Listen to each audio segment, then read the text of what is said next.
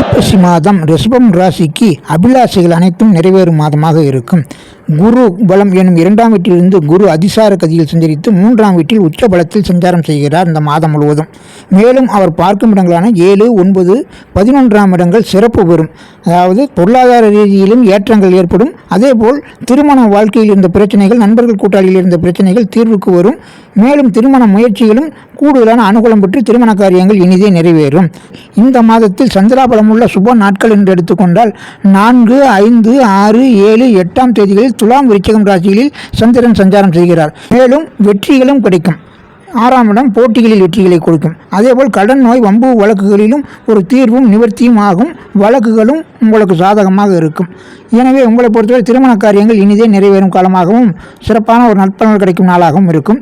மேலும் உங்களுக்கு 14, 15, 16, 17ஆம் தேதிகளில் சந்திரன் கும்பம், மீனம் ராசிகளில் சஞ்சாரம் செய்யும் நாட்களும் உங்களுக்கு தாராபலம் உள்ள நாட்களாகும்.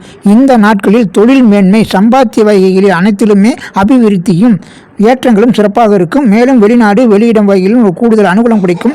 சனியிற்கும் குரு பார்வை பெற்று 11இல் சந்திரனும் இணைவதால் உங்களை பொறுத்தவரை தொழில் லாபங்களும், உயர்வான ஒரு அந்தஸ்து, கௌரவம், உயர்தர வாழ்க்கை அமைப்புகளுக்கும் ஒரு அடிக்கோலிடும் நாளாகவும் இந்த நாள் இருக்கும்.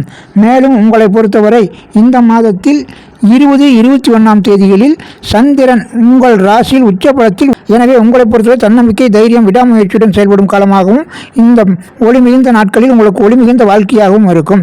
25ஆம் தேதி கடகம் ராசியில் சந்திரன் சஞ்சரிக்கும் நாட்களிலும் ஆட்சி பலத்தில் சஞ்சரிக்கும் செய்வதால் 3ஆம் வீட்டில் குருவும் இருப்பதால் வெற்றிகள் பல குவிந்திடும்.